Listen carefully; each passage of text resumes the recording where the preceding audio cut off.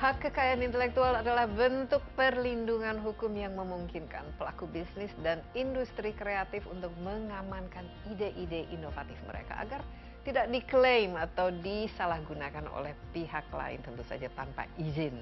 Nah, belakangan ini di industri kreatif seperti musik, film, dan desain tengah ramai perbincangan mengenai perlindungan hak cipta yang berujung pada keadilan pemberian lisensi dan juga pembayaran royalti. Nah, setelah isu royalti kembali mencuat, Undang-Undang Nomor 28 Tahun 2014 tentang Hak Cipta saat ini mengalami dua proses hukum yang signifikan, yakni tengah direvisi oleh Dewan Perwakilan Rakyat serta diuji materi di Mahkamah Konstitusi. Lalu, bagaimana jalan keluar terbaik dalam mengurai masalah-masalah ini? Insight akan membahasnya bersama saya, Desi Anwar.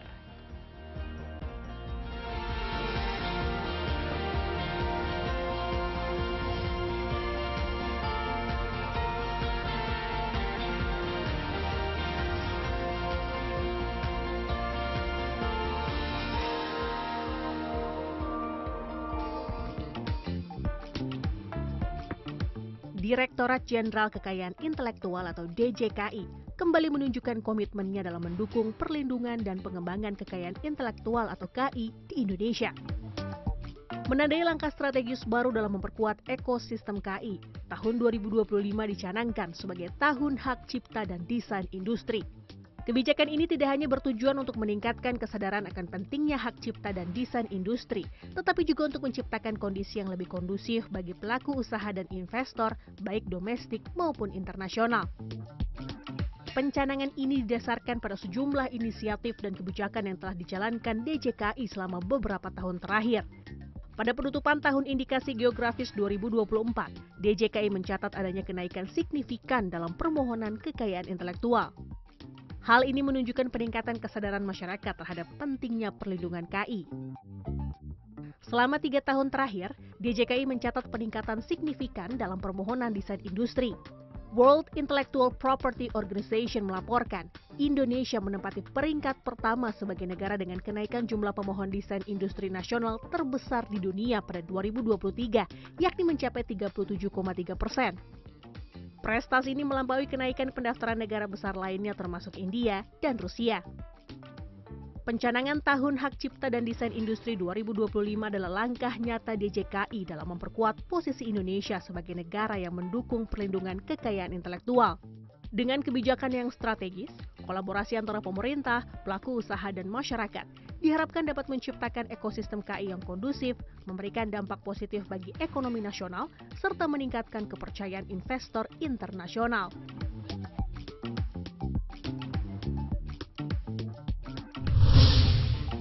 Direktorat Jenderal Kekayaan Intelektual atau DJKI mencanangkan tahun 2025 ini sebagai tahun hak cipta dan desain industri. Dengan ditetapkannya tahun tematik ini, diharapkan semakin banyak pencipta karya dan desainer yang memanfaatkan perlindungan hukum yang telah disediakan oleh negara.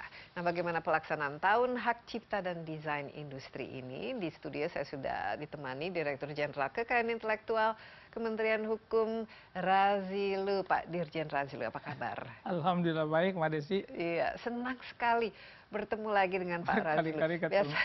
Dan biasanya tuh selalu membuat saya tuh sangat optimis ya terhadap kreativitas dan juga produktivitas anak-anak karya bangsa ya, karena sebagai negara tentu saja salah satu ya tolok ukur yang membuat suatu negara itu sukses adalah patennya, mereknya, ya, hak ciptanya, desainnya, dan lain sebagainya. Terakhir kita ketemu, kita bicara mengenai tahun indikasi geografis, dan berhasil kan waktu itu ya? Sangat berhasil. Sukses. Dengan jumlah peningkatan 168 kurang lebih persen. Dan ini kita harapkan juga bisa meningkatkan gairah UMKM untuk jauh lebih produktif ya, dan bisa lebih memanfaatkan patennya, hak ciptanya untuk berkarya dan memajukan perekonomian kita. Baik, betul. Tahun 2025 ini mumpung masih kita di awal tahun. Sudah triwulan, soalnya ini triwulan pertama ini. Iya. Hak cipta dan desain industri apa dan kenapa, dan kira-kira 3 bulan ini apa saja yang sudah bisa di-share kepada kita? Baik, makasih Mbak Desi. di tahun 2025 memang kita sudah canangkan sebagai tahun hak cipta dan desain industri. Ini yang mencanangkannya Pak Menteri. Dan dicanangkan itu pada saat kalau lihat tuh ya di pertemuan kita pada bulan akhir tahun 2024 itu kita baru selesai melaksanakan penutupan tahun indikasi geografis. Sebenarnya di saat itulah beliau sudah mencanangkan mengenai tahun tematik hak cipta dan desain industri. Ada berbagai macam program yang kita buat untuk mensukseskan daripada tahun tematik hak cipta dan desain industri. Kita berdiskusi bersama teman-teman, kita buat program yang disebutnya adalah catur program unggulan. Catur berarti 4. Ada 4 program unggulan kita dan juga ada catur program prioritas. Jadi 4-4 ya? Ada 4. Nah, catur program unggulan kita yang pertama adalah jelajah kekayaan intelektual Indonesia. Dari narasinya aja nih keren, ya, jelajah kekayaan intelektual Indonesia. Ini adalah untuk memberikan pendampingan, penguatan kepada lembaga pendidikan, universitas, sekolah, mulai dari SD sampai dengan perguruan tinggi. Kemudian yang kedua adalah lembaga riset, ya, baik swasta maupun negeri, dan termasuk ke pesantren. Jadi betul-betul seluruh pelosok ya tanah air dengan berbagai elemen masyarakat ya, itu. Betul. Dan kita sudah melakukan beberapa penjelajahan. Saya sendiri sudah datang di beberapa tempat untuk melakukan penjelajahan itu dan sekaligus memberikan edukasi kepada mereka mengenai pentingnya mereka mendaftarkan seluruh ciptaan mereka dan juga yang berkaitan dengan desain industri. Apa temuan-temuan yang sudah dilakukan? Banyak sekali mereka mengkarak buku. Ya, di pesantren itu ada buku, di perguruan tinggi banyak buku, karya-karya yang mereka hasilkan itu boleh daftar. Bahkan mereka punya himne, punya mars, itu kan perlu didaftar juga. Nah, sekaligus kita minta mereka supaya didaftarkan pada saat itu juga. Karena sekarang prosesnya relatif lebih cepat. Ya, bisa saya akan online ceritakan, ya betul, nanti saya akan ceritakan kemudian. Kemudian program yang kedua itu adalah akselerasi penyelesaian daripada paten, merek, hak cipta juga, termasuk indikasi desain industri. Jadi kita percepat. Dari waktu yang ditetapkan undang-undang 6 bulan atau lebih, kita perpendek menjadi 4 bulan. Ini mulai tahun ini? Tahun ini, kita berdasarkan program unggulan kita. Ya. Untuk merek yang tadinya memakan waktu bisa 6 bulan lebih, sekarang kita perpendek lagi untuk UMK, itu menjadi 3 bulan saja. Itu caranya bagaimana Pak Razilu? Caranya untuk adalah mengakselerasi apa dari program yang kita buat. Bukan programnya saja, tapi cara bekerja yang berubah supaya ini ya betul. Nah, cara bekerja yang berubah, alhamdulillah ternyata dengan flexible time, pemeriksa justru kerja di rumahnya itu lebih efektif, lebih efisien. Karena mereka harus menempuh waktu perjalanan pergi 2 jam, pulang 2 jam, 4 jam. Ini sebenarnya bisa dimanfaatkan untuk bekerja. Ya, dan mereka gunakan waktu-waktu di malam hari untuk mereka bekerja bahkan. Yang penting ada koneksi internet. Ya, betul. Ya? Memang kita bikinkan koneksi yang luar biasa. Kita pakai VPN, jadi virtual private connecting. Ya, jadi lebih aman. Ya? Lebih aman dari segala hal. Ya, itu kita selesaikan dan alhamdulillah untuk itu kita bisa buat lebih berhasil. Kemudian program kita yang ketiga adalah ini nanti akan dicanangkan oleh Pak Menteri pada tanggal 21 Mei nanti, yaitu kawasan berbasis kekayaan intelektual. Oke, kawasan berbasis ini agak berbeda dengan indikasi geografis. Lain. Nah, tadi itu adalah kalau tadi itu salah satu yang kita lihat ini adalah saung di Bandung ini. Di Bandung. Ini salah satu kandidat yang akan ini juga termasuk daerah Imogiri. Ini adalah daerah batik. Ini termasuk kandidat yang akan kita tetapkan sebagai kawasan berbasis kekayaan intelektual. Kawasan ini harus sudah punya sertifikat yang berkaitan dengan intelektual. Apakah hak cipta, merek, desain, ataupun ke intelektual. Tapi ada jumlah minimum yang harus dicapai oleh kawasan ini. Rata-rata berapa yang, coba mungkin ada best practice yang belum ada, kan ini baru ini. Baru. Ini adalah program unggulan inovasi baru kita. Ya, jadi kita ingin memberikan penguatan kepada mereka ya terkait dengan hal ini. Jadi ada benefit nanti yang mereka akan dapatkan kalau kita tetapkan sebagai kawasan berbasis ke intelektual. Jadi kriterianya apa saja Pak? Kriterianya adalah harus pertama punya sertifikat. Mereka sudah punya sertifikat. Di tempat itu yang paling ideal lagi adalah mulai mereka ada sebagai desa wisata. Ya, karena Kementerian Pariwisata waktu itu menetapkan kan desa wisata. Ya. Jadi tempat ini juga lah menjadi objek wisata sekaligus. Tetapi yang paling penting adalah menjadi tempat untuk edukasi kekayaan intelektual. Ya, di tempat itu. Ya. Bahkan mereka bisa belajar bagaimana proses untuk menghasilkan karya. Kalau lihat beberapa tempat itu, saya sendiri ikut membatik tuh. Itu tempat itu bisa dijadikan sebagai edukasi terkait dengan kekayaan intelektual. Bagaimana cara membatik, ya, mulai dari proses bermacam-macam prosesnya. Ya, jadi untuk mendapatkan kawasan inilah istilahnya pengakuan. Ya. Jadi prosesnya apa-apa saja, siapa yang bisa Mendapatkan mendaftarkan. Oke, atau ini harus dalam bentuk komunitas tentu saja, tidak bisa komunitas, individu. Ya. Wilayah kan, Wilayah. kawasan, satu kawasan. Jadi memang bukan kita sendiri, bukan DJKI yang langsung, tapi kita punya perpanjangan kantor wilayah Kementerian Hukum. Jadi kantor wilayah Kementerian Hukum yang tersebar di 33 provinsi, ini kita berikan tugas mereka untuk melakukan identifikasi. Jadi mereka lagi bekerja ini, melakukan identifikasi, mencari mana komunitas-komunitas yang layak untuk ditetapkan sebagai kawasan berbasis ke intelektual. Nanti ada kawasan karya cipta, kemungkinan mereka adalah konsen di hak cipta, mereka konsen di desain industri, mereka konsen di merek. Nah itu nanti akan ditetapkan. Ada kategori-kategori yang kemudian akan ditetapkan. Oke, ini untuk Masih yang keempat lagi. ya. Untuk yang keempat kita istirahat dulu. Oh, iya. Siap, terima kasih. Percakapan kita masih panjang loh, Pak Iya. Ilu. Ya. Jadi tetaplah bersama Insight with Desi Anwar, kami akan segera kembali.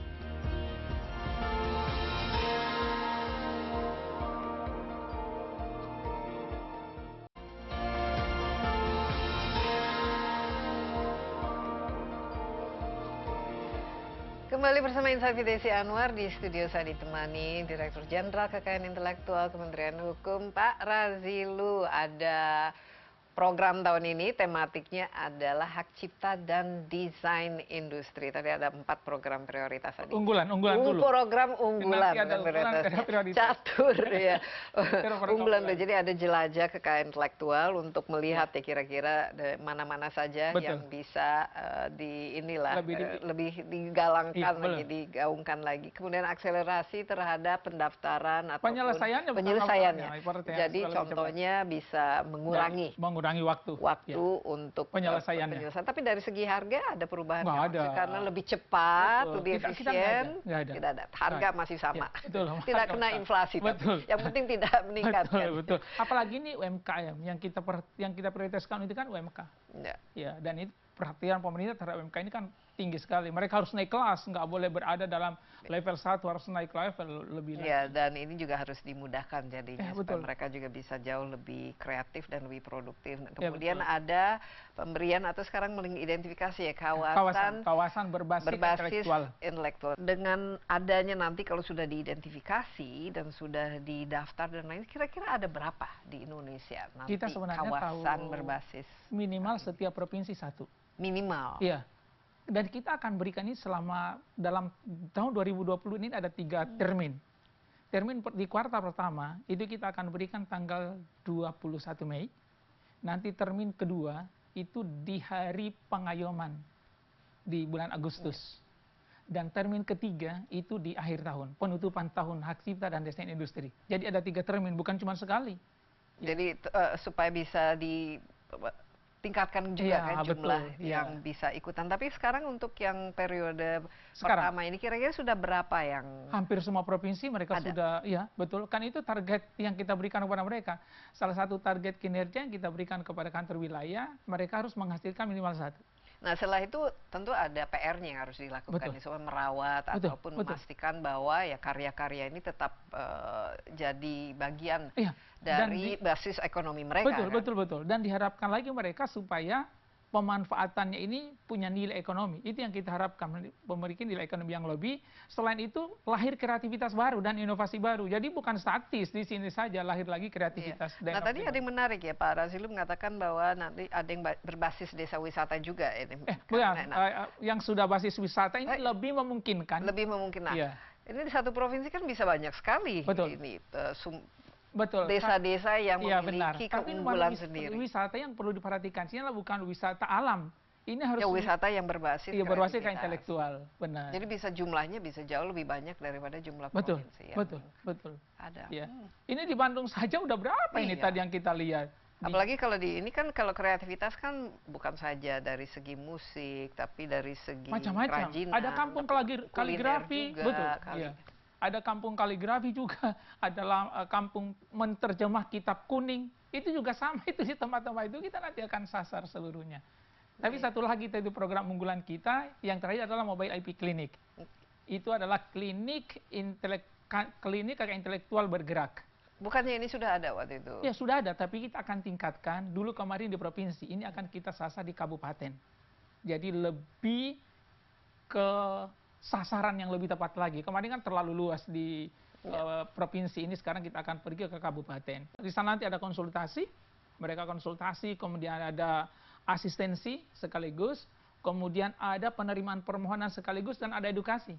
Jadi itu memang kompleks sekali. Jadi seperti kalau bisa dikatakan ya kantor KI kecil bergerak ya untuk bisa melaksanakan berbagai macam fungsi di sana. Jadi targetnya untuk seluruh kabupaten di semua provinsi ini. Kalau terlalu banyak, kalau kabupatennya banyak sekali, paling tidak dalam termin pertama, kuartal pertama itu setiap provinsi satu. Dan kita akan adakan serentak ini Mobile IP Clinic itu pada tanggal 26 April. Nah biasanya feedbacknya atau animo masyarakat dengan adanya mobile ini seperti apa? Berapa jumlahnya dan kira-kira apa saja yang menjadi jadi dengan adanya itu mereka topik-topik yang dibicarakan? Tadinya mereka kan kadang-kadang kalau mau konsultasi dengan kita melalui customer care itu mungkin kurang puas. Ya, kalau datang ke sini mereka pasti puas sekali. Karena sekaligus akan dibantu. Saya mau punya merek ini, mau didaftar. Apakah sudah ada yang punya atau belum? Itu kita bantu. Ya, kita bantu untuk lihatkan apakah merek yang akan didaftarkan ini sudah ada yang punya atau belum. Biasanya keluhan paling banyak apa, Pak Ilu? Sekarang sih keluhannya nggak ada, Pak. Nggak ada keluhan. Hampir nggak ada keluhan. Sekarang ya Pak Menteri ketemu sama kita kemarin, saya selama jadi Menteri ini belum ada keluhan terkait dengan keintelektual. Nah ya. Nah, mudah-mudahan tidak ada ya, walaupun ini kan masih baru kan. Betul. Apalagi kemarin ini saya juga perlu sampaikan baru kita menyelesaikan merek itu. Merek tadinya ada sampai 8 bulan, agak lewat. Kemudian sekarang kita sudah selesaikan hampir 56.000 kemarin. Itu diselesaikan hanya dalam 1 bulan. 56.000. 56.000. Itu dengan apa? Mereka dengan ekstra kerja dari para pemeriksanya. Ya, para pemeriksa mereka ekstra kerja akhirnya selesai juga. Nah sekarang sudah normal kalau untuk merek ini 6 bulan pasti akan selesai. Tapi untuk MK kita turunkan lagi menjadi 3 bulan 7 hari. Jadi kalau di total ada berapa yang kita selesaikan ini ya? Bukan pekerjanya. Pekerjanya SDM ini kan ada kolaborasi juga kan tentu saja dengan daerah untuk melakukan ini. Kalau atau ini murni dari kita. Karena ini kalau sudah sampai ke kita, artinya permainan sudah sampai di DJKI. Itu nggak ada intervensi orang lain lagi dan tidak boleh dibantu oleh orang lain. Jadi pemeriksa ini bekerja mandiri, tidak boleh diintervensi. Saya pun tidak boleh intervensi mereka karena mereka bekerja berdasarkan keahlian mereka sendiri, berdasarkan peraturan perundang-undangan yang berlaku. Nah mereka selesaikan. Ya. Jadi memang di manage sedemikian rupa 56.000 1 hari mereka selesai berapa. Terus dihitung kira-kira berapa lama ini selesainya. Ada berapa orang yang mengerjakannya?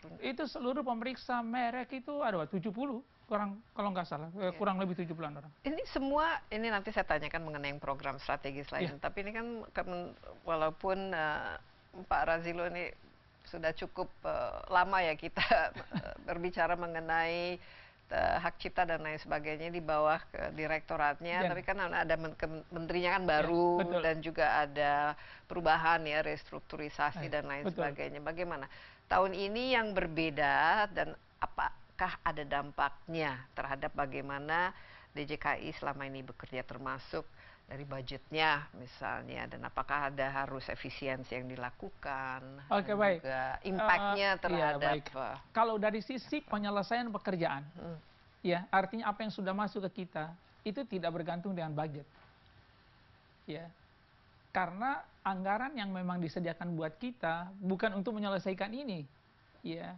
karena mereka pemeriksa ini bekerja itu fasilitas kita sudah ada semuanya, ya. Jadi anggaran yang ada itu sebenarnya anggaran untuk sosialisasi dan lain sebagainya. Ya, termasuk untuk mobile ini, IP ini kan ya, pasti benar, ada. Betul, masih ada anggaran. Tapi tetap harus... kita sediakan anggaran, ada anggarannya, ya artinya kita masih bisa melaksanakan kegiatan-kegiatan. Tapi yang dipotong ada di pasti dipotong. efisiensi Betul. dan pemotongan. Jadi untuk permohonan ke intelektual ini tidak terpengaruh sebenarnya.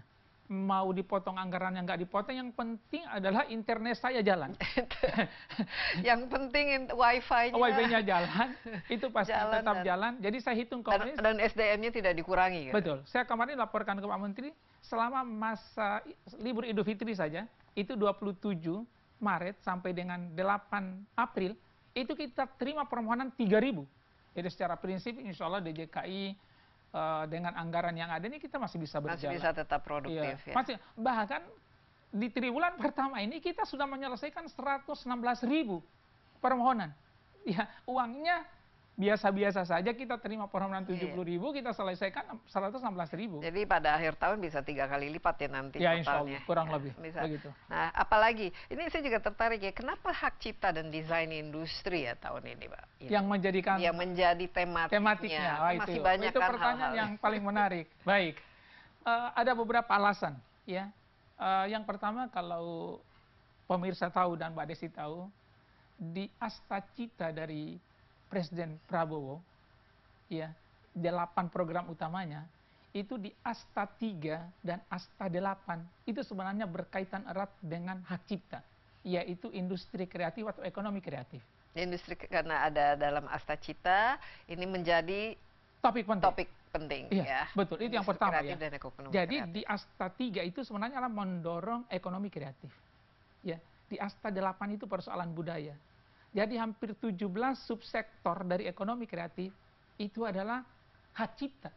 Baik, kenapa akhirnya itu dipilih? Ya, tapi masih ada lagi alasan yang lain. Apa alasannya? Tapi kita kita tahan dulu. Oh ya, siap. Jangan kemana-mana dulu, Insight with Desi Anwar masih akan segera kembali.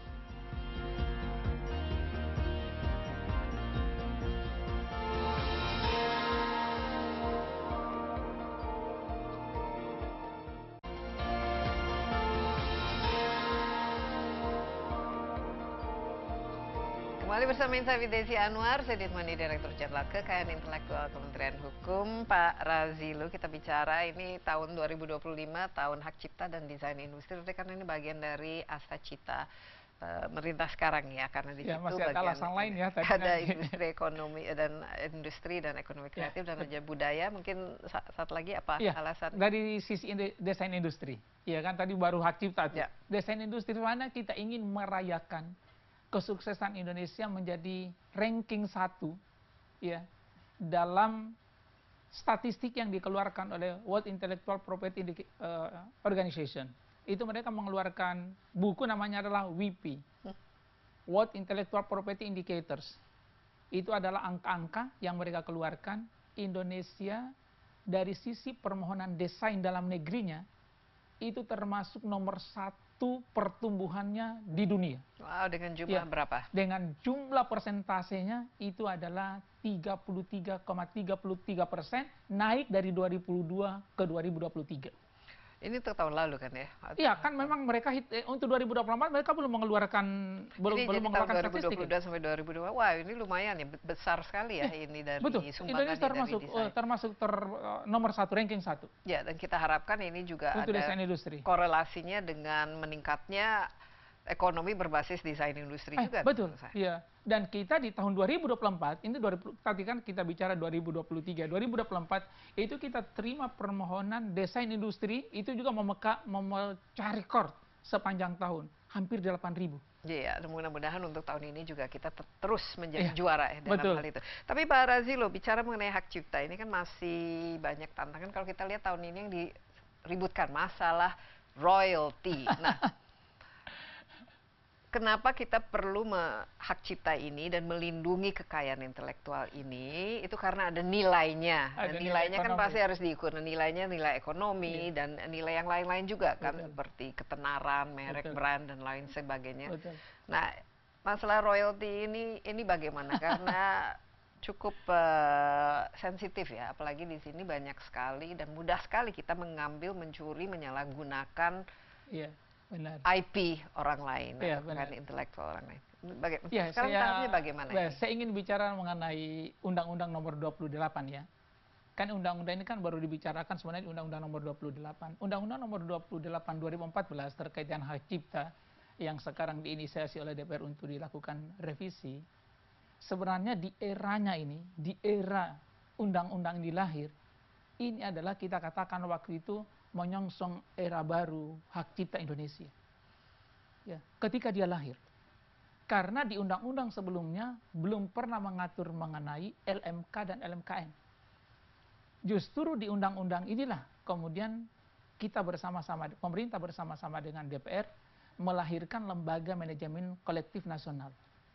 Dan ini sangat-sangat penting karena dari situ harus ada Betul. kepercayaan bahwa apa yang dilaporkan itu kan sesuai kan Iya, dengan betul. Ya, kemungkinan besar ada pemahaman yang masih berbeda di antara para pencipta kemudian dengan penyelenggara Ya. atau penyanyi sekaligus. Ya, nah nanti di revisi undang-undang semua yang menjadi abu-abu ini kita akan hilangkan dengan memberikan norma yang sangat jelas sehingga Oke. tidak bisa ditafsir. Jadi seperti apa nanti Ya. untuk masalah royalti ini? Masalah royalti kan misalnya ini sekarang masalah direct licensing ya, kalau orang nyanyi siapa sesungguhnya yang bayar? Sebenarnya dalam undang-undang itu kan oleh penyelenggara, iya kan? Nah penyelenggara itu apakah penyanyi atau siapa? Nanti kita akan jelaskan tuh dalam undang-undang yang akan lahir siapa yang disebut dengan penyelenggara sesungguhnya, atau apakah penyanyi yang harus bayar atau yang menyelenggarakan yang harus membayar. Contohnya misalnya menyanyikan lagunya itu di kafe gitu. Ya. Kalau itu sudah ada aturannya, kalau itu sudah ada aturannya. Ada, itu jelas. Okay. Yang jadi persoalan itu adalah kalau dialah live music. Ya, di konser. Di konser. Kalau udah di karaoke, di hotel itu sudah jangan Itu sangat sudah jelas. bisa. Sudah ada. Sudah ada Ya, itu. karena Oke, sudah sekarang kalau dicari. konser seharusnya lebih mudah lagi karena di situ ada penyelenggaranya dan mungkin ada Nah, lagu-lagu itu yang sudah betul. ditetapkan akan dinyanyikan sehingga masalah ini bisa diselesaikan. Nah, ya itu nanti yang akan konser kita itu atur ke berlangsung. depannya. Itu semua sebenarnya kalau by digitalisasi, ya artinya semua berbasis digital, insya Allah nggak akan ada yang ribut. Ya, karena pasti transparan, akan menjadi jelas semuanya. Ya. Ya. Dan jumlah royaltinya itu sendiri itu termasuk bagian yang atau ini ada tarif-tarifnya Betul, sendiri. sebenarnya tarifnya udah diatur dalam peraturan Menteri Hukum dan HAM berapa tarif untuk ini udah ada tarifnya. Sudah ada tarif masing-masing, termasuk kalau live konser kayak gitu udah ada tarifnya. Nah, yang kemudian nanti ke depannya ini supaya tidak menjadi perselisihan antara pencipta lagu, penyanyi dan penyelenggara, nah ini perlu diberikan penjelasan. Ya, Ya. dan LMK ini, Yang- lembaga mana ini kan yang mengumpulkan. Ya, betul, mereka adalah Itu kan mengumpulkan, berarti harus ada trust juga kan, Benar, harus itu ada dia. transparansi Betul, dan ya. harus ada kejujuran juga. Betul, kan betul. dalam Jadi tata melakukannya. kelola mereka, tata kelola lembaga manajemen kolektif harus diperbaiki. Ya, penguatan terhadap mereka juga harus diperbaiki. Banyak hal memang yang kemudian kita perlu atur di dalam LMK dan LMKN. Dan ini yang menjadi konsennya Pak Menteri dan DPR. Iya, dan ini juga menurut saya itu sangat-sangat penting karena sekarang platform-platform untuk Ya, betul. mengekspresikan ini kan banyak sekali. Nah, betul. Kalau Itu dulu juga kan- belum dijangkau itu. Sekarang misalnya platform digital, Ya, betul. ini sekarang paling besar, paling banyak dan paling mudah untuk kita ambil, kita curi ya. Kalau misalnya masalah ya semua orang itu Pak Razilu itu pengen jadi content creator kan. Iya benar. Tapi mungkin ya tidak terlalu kreatif sehingga menggunakan Betul. salah satunya kan dengan adanya AI sekarang Betul. dengan begitu Dan, mudah. Iya benar. Dan itu nanti Seperti yang Studio Ghibli Ya, misalnya. betul. Wah, semua orang bisa betul. Dan itu mengambil, nanti ya. di dalam revisi undang-undang hak cipta, semua hal yang belum ada di Undang-Undang Nomor 28 ini kita akan akomodasi sini. Tapi caranya bagaimana ya untuk khusus platform digital ya? Nanti kita akan atur sedemikian rupa. Kan sebenarnya di negara lain sudah ada itu contohnya. Di negara lain apakah mereka ribut dengan hal ini? Ya. Tapi memang kalau di platform digital ini bermacam-macam saja kelakuan orang kan. Ya. Saya mau tanya mengenai memes ya. Sekarang kita bisa lihat satu konten itu bisa turunannya itu bisa ratusan bahkan ribuan tapi mirip-mirip. Jadi tidak ada originality, tidak ada keunikan tapi ikut-ikutan dengan menambah-nambah Nah, itu. fitur-fiturnya sedikit dan Jadi Ini kan Benar. justru untuk mendapatkan eyeball, satu supaya mendapatkan pengikut, menjadi viral dan dari situ bisa mendapatkan Jadi yang harus remunerasi. Nah, ini benar, yang bagaimana? harus diedukasi kepada masyarakat, mereka tidak boleh menjadi peniru. Yang harus diedukasi. Ya, tapi sangat mudah Ya, masalahnya. iya betul. Iya. Tapi itu yang harus diedukasi kepada mereka bahwa kalau Anda meniru punya orang, sebenarnya moralnya itu di mana? Tapi ada sanksinya nggak nanti dalam misalnya? Undang-undang. Iya. Kalau ketahuan pasti ada sanksi, ya tapi yang jelas itu kan karena nggak ketahuan sesungguhnya dia, ya.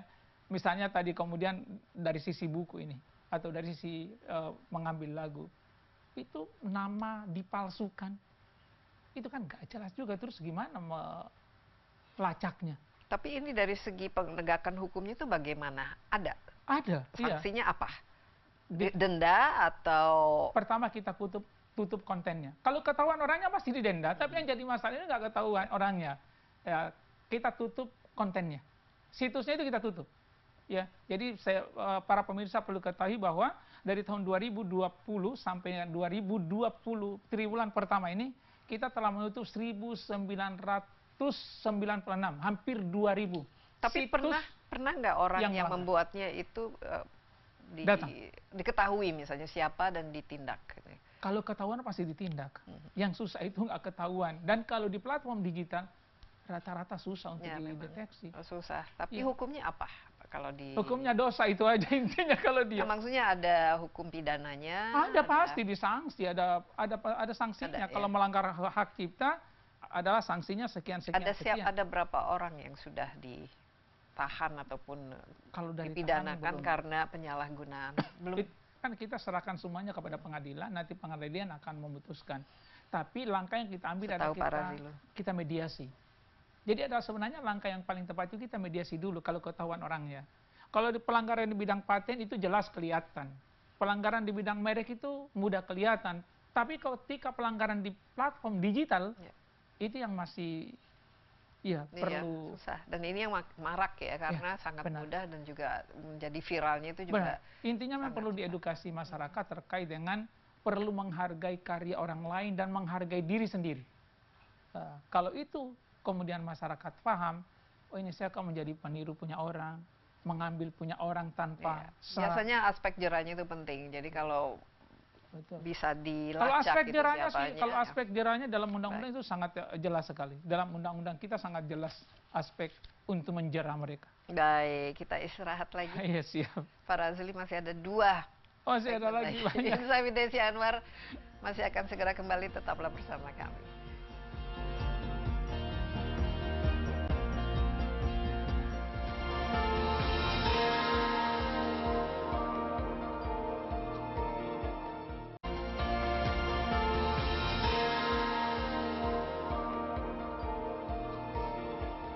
Kembali bersama Insight with Desi Anwar, saya bersama Direktur Jenderal Kekayaan Intelektual Kementerian Hukum, Razilu. Kita bicara mengenai Tahun Hak Cipta dan Desain Industri. Sudah berapa ya yang Kita terima. sampai saat ini? Baik, kita bicara sama ke belakang ya, kurang lebih dari 2019 sampai sekarang itu kita terima berapa ya, supaya kelihatan masyarakat perkembangannya seperti apa. Jadi kalau kita lihat untuk hak cipta sendiri dari 2019 sampai dengan akhir 2024 itu pertumbuhannya, rata-rata pertumbuhan kenaikannya itu plus 33,3%. Rata-rata pertumbuhannya. Tinggi ya, tinggi sekali. Makanya kita mendapatkan award Betul, dari World. Betul. Di tahun 2029 untuk hak cipta itu kita hanya terima kurang lebih 43.000. 2019 ya. 2024 itu kita terima 178.000. Oke, jadi tahun ini bisa dipastikan kita bisa menembus angka di atas 300. Sebenarnya itu yang mimpi saya. Saya sampaikan kepada mereka di tahun ini kita harus lebih dari 176.000. Nah, khusus untuk desain industri itu sendiri, bisa ini strateginya untuk membuat Baik. desain industri. Kemudian untuk desain industri juga sendiri sebenarnya pertumbuhannya juga cukup bagus, termasuk yang saya sampaikan tadi. Rata-rata pertumbuhannya dalam 5 tahun terakhir itu kurang lebih 13,6% untuk desain industri. Seperti apa saja contohnya yang paling banyak? Fashion, packaging, macam-macam, ya. Termasuk ini kan desain juga ini. Ini desain ini, ya. Muk daripada CNN ini desain, ini macam-macam itu waktu di bidang jam, kemudian sepatu. Biasanya desain ini memang berklaster-klaster. Ada desain untuk perempuan, ada desain untuk laki-laki. Klasternya banyak, ada lagi desain untuk anak. Coba lihat, sepatu anak sama sepatu orang dewasa kan beda. Itu dari sisi desain. Jadi banyak sekali. Jadi fashion yang paling banyak. Iya, fashion paling banyak, packaging macam-macam itu memang mereka mengajukannya. Oke, nah tadi kan kita udah bicara mengenai program unggulan ya. Sekarang untuk strateginya untuk meningkatkan berbagai macam dan juga ini supaya lebih ini lagi orang termotivasi lagi untuk mendaftarkan hak ciptanya dan desain industri. Pertama memang walaupun permohonan ini sudah banyak tadi sampai kita terima di tahun 2024 itu 300.000 lebih. Tapi itu menurut saya masih sedikit dibandingkan dengan jumlah penduduk begini banyak. Artinya adalah masyarakat itu masih banyak yang belum paham. Ya, kalau dibandingkan dengan jumlah penduduk yang begini banyak, dengan jumlah permohonan yang kita terima, itu artinya adalah masyarakat juga masih banyak yang belum paham. Maka yang harus kita lakukan adalah meningkatkan pemahaman masyarakat. Ya, ada sosialisasi dan itu yang saya mau cerita. Jadi ada berbagai macam hal yang kita lakukan dalam rangka meningkatkan pemahaman masyarakat. Pertama, kita itu setiap pekan nih. Kalau tahun lalu sebulan sekali, di tahun 2025 setiap pekan kita ada webinar. Ya, webinar dalam tajuk OKKI bahasanya. OKKI itu adalah obrolan kreatif dan edukatif kekayaan intelektual. Setiap minggu. Triwulan pertama ini pesertanya sudah kurang lebih 19.000. Jadi dari seluruh Nusantara. Dari seluruh Nusantara, karena ini dari siapa-siapa aja mereka yang dari seluruh dari seluruh kalangan. Ya, kalau nanti harus kita bikin statistik, tapi dari seluruh kalangan. Kemudian setiap hari Senin kita memproduksi berita, narasi yang disebarkan ke seluruh Indonesia di kantor wilayah. Kita membuat press release, kemudian di Instagram, di TikTok, di Facebook. Kita bekerja sama dengan media-media lainnya, termasuk kehadiran kita di sini. Sebenarnya dalam rangka ini edukasi ya kepada masyarakat, sosialisasi. Satu kali kita bicara begini, berapa yang akan bisa teredukasi terkait dengan kekayaan intelektual. Kemudian kita membuat MOU PKS dengan berbagai macam kementerian lembaga, termasuk dalam upaya sosialisasi ini. Jadi banyak sekali kegiatan yang kita lakukan. Dan ini seharusnya nanti bisa menciptakan ya atau membuat orang juga lebih giat ya untuk mendaftarkan patennya ataupun mereknya dan hak ciptanya kekayaan intelektualnya. Benar. Apakah dengan semakin banyaknya jumlah yang didaftarkan, baik itu hak cipta dan juga paten merek dan lain sebagainya, ini ada korelasinya nggak dengan peningkatan perekonomian yang memang berbasis ekonomi kreatif yang langsung? Iyalah, ya betul, pasti, ya pasti. Itu, karena ada contohnya nggak yang konkret? Contoh yang konkretnya pasti ada, ya. Jadi gini, ketika mereka mendapatkan sebenarnya kekayaan intelektual itu akan memberikan nilai tambah ekonomi. Ya, pasti memberikan nilai tambah ekonomi. Satu contoh misalnya, saya atau Mbak Desi kita punya air mineral, dijual biasa, nggak ada mereknya, kira-kira harganya berapa? Ketika dikasih merek, itu harganya pasti meningkat. Bahkan sekarang harga air lebih mahal dari harga bahan bakar. Bisa jadi kayak gitu. Jadi memberikan nilai tambah, memang pasti ada nilai ekonominya, ya. Dan di Ekraf sendiri mereka sudah menghitung berapa kontribusi daripada ekonomi kreatif berbasis intelektual dari PDB. Kalau nggak salah mereka 7,8%. Itu adalah kontribusi yang mereka bisa. Dan brand, merek, ini semua, juga betul. Yang ini kan juga bisa istilahnya ada competitive advantage, comparative advantage-nya orang juga memilih sesuatu kan berdasarkan loyalitas terhadap brand. Jadi berarti kan turunannya kan di situ harus ada kualitas yang dijaga, harus ada kemasan yang menarik dan lain sebagainya. Saya ingin memberikan satu contoh yang nyata ini di Yogyakarta. Kalau nanti Mbak Desi mampir di bandara mereka itu di Kulon Progo, ya itu di gate 2 itu ada Kota Gede namanya. Kota Gede itu adalah semacam supermarket yang disediakan oleh pemerintah Yogyakarta, itu menjual kurang lebih ada 500 item produk yang berbasis kekayaan intelektual. Di situ mereka pasti harus punya merek. Dan hebatnya itu mereka di Yogyakarta, mereka memberikan sertifikat mark ya atau co-branding. Namanya adalah Jogja Mark. Jadi semua produk UMKM yang dijual di situ pasti harus ditempel dengan 2 merek. Yeah. Mereknya mereka sendiri UMKM dan merek yang menggunakan merek daripada Jogja Mark. Itu sebenarnya yang saya lagi galakan kepada seluruh Indonesia supaya pemerintah daerah bisa membantu memfasilitasi mereka, dan omsetnya setiap hari itu miliaran mereka. Iya, makanya di sini penting ya untuk mendaftarkan. Wah, ya betul, sangat kita penting. karena ini akan membawa nilai tambah ya. Betul. Tapi sebelum kita istirahat sebentar Pak Razilo, ini kan banyak sekali ya setiap tahun ya, ratusan ribu didaftarkan. Betul. Tapi dari merek-merek yang sudah didaftarkan ini, kira-kira berapa persen atau berapa yang memang jadi sukses, tetap eksis, malahan semakin maju, semakin berkembang, dan mana berapa persen yang akhirnya luar biasa terlupakan dan tidak digunakan dan bahkan akhirnya jadi agak mubazir gitu. Sebenarnya indikatornya gini ya, menurut saya ya, mungkin pemirsa juga bisa sepaham atau enggak. Indikatornya sederhana. Kalau mereka perpanjang mereknya, artinya itu pasti punya nilai komersial. Kalau tidak diperpanjang itu pasti jatuh. Betul. Kemarin saya baru tanya sama staf saya, berapa jumlah merek yang hari ini masih dalam masa perlindungan? Artinya mereka memperpanjang. Itu hampir 1 juta. 909 sekian ribu. Dari berapa total? Dari 1 juta sekian. Ya, 1.700.000-an. Artinya adalah banyak yang memang mereka juga eksis. Ya, dengan merek itu sendiri. Kalau enggak, ini pasti sudah tutup mereka. Dan sebagian besar, itu 87% itu berasal dari lokal. Bukan berasal dari luar negeri, berasal dari dalam negeri. Berarti produknya itu memang memiliki nilai komersil, laku. Ya? Laku, pasti laku. Iya. Kalau mereka nggak laku, dan satu lagi, kalau mereka masyarakat tidak menganggap bahwa kekayaan intelektual tidak punya nilai manfaat buat mereka, maka logika yang harus kita terima bahwa permohonan itu tidak meningkat.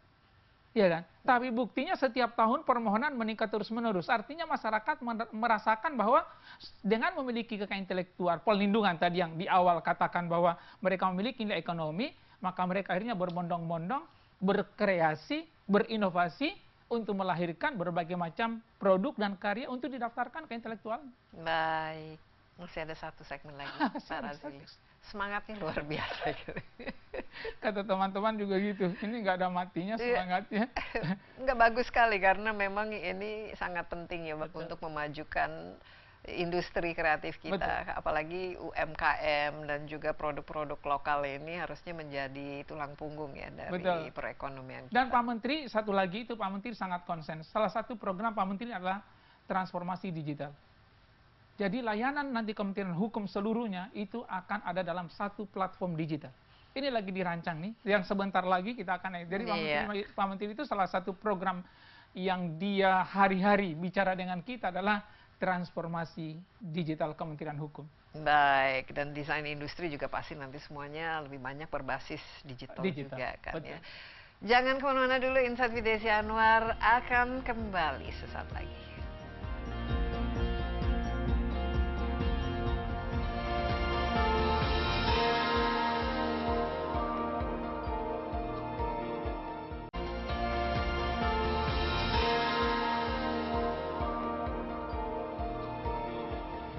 Terima kasih masih bersama kami dalam Insight with Desi Anwar. Saya ditemani Direktur Jenderal Kekayaan Intelektual Kementerian Hukum, Pak Razilo. Tahun Hak Cipta dan Desain Industri. Tadi senang sekali ya bahwa masyarakat juga semakin peduli dan semakin paham bahwa penting untuk mendaftarkan karyanya dan juga memahami bahwa kalau ini semua memiliki, ini kan kekayaan intelektual. Betul. Ya. katanya kan kaya ya, jadi berarti ada nilai ekonominya dan Betul. sudah terbukti bahwa kalau memang dirawat ya, diperpanjang dan lain sebagainya, ini punya nilai ekonomi dan juga bisa kita naik kelas lah istilahnya kalau kita punya usaha. Nah, kreativitas memang ini merupakan salah satu kekuatan yang saya lihat khususnya anak-anak muda di Indonesia. Dan salah satu yang saya lihat itu juga di industri perfilman.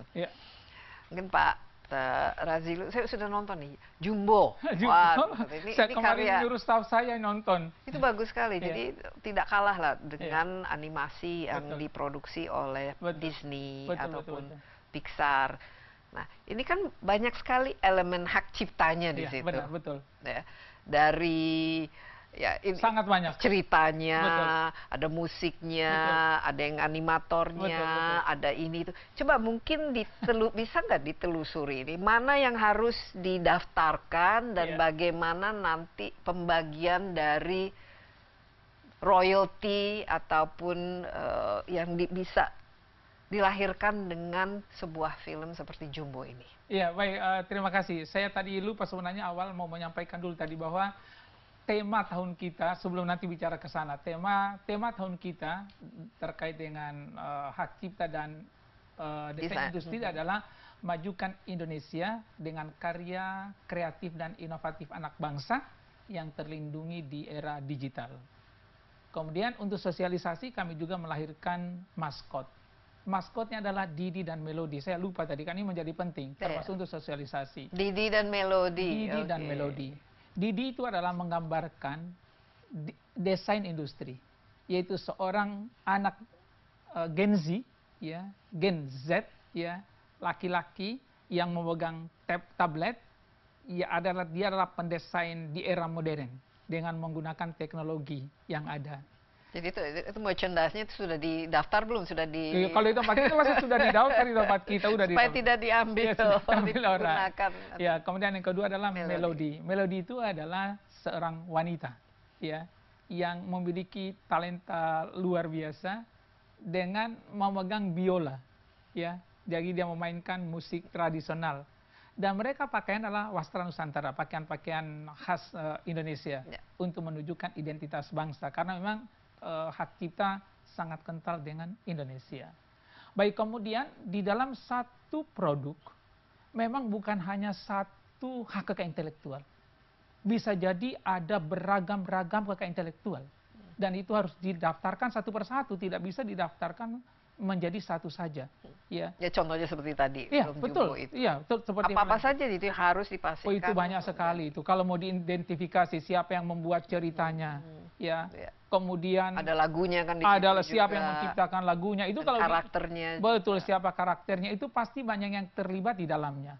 Hanya yang perlu difikirkan bahwa ketika sudah dipegang oleh satu orang atau satu perusahaan, kan ada pemegang haknya ini. Ya. Nanti pemegang hak itulah sebenarnya yang memiliki nilai ekonomi dan nanti tinggal memberikan royalti, bagaimana mengatur memberikan royalti. Ini tidak bisa dibicarakan dengan persoalan royalti lagu, harus ada perjanjian yang mereka buat sendiri berapa royalti yang harus didapatkan oleh mereka. Karena aturan yang kita buat hari ini terkait dengan royalti, baru royalti terkait dengan lagu. Yang lain-lainnya belum ada pembagiannya itu yang harus diatur dalam perjanjian mereka, termasuk royalti di bidang paten, di bidang desain itu kan belum ada aturan secara khusus yang mengatur. Ini bagaimana? Karena nanti misalnya dari satu film ini kan timbul yang macam-macam turunannya, taruhlah merchandising-nya. Kontrak perjanjiannya, berapa royalti yang harus didapatkan oleh mereka itu harus sangat jelas sejak awal. Jangan sampai kemudian mereka berselisih di kemudian hari. Itu memang sejak awal. Karena memang peraturan royalti yang kita atur itu hanya untuk hak cipta saja. Ya, yang lain hak cipta musik dan lagu bahkan yang lain-lainnya itu belum ada aturannya karena memang kita tidak bisa mengukur kira-kira berapa ini nilainya, jadi harus di antara mereka yang jadi mungkin kalau satu film itu diproduksi oleh rumah produksi ini atau oleh produser ini atau itu yang mereka ini semua harus diidentifikasi disiapkan, termasuk juga licensing kan. Sekarang kan licensing ini merupakan hal yang penting ya.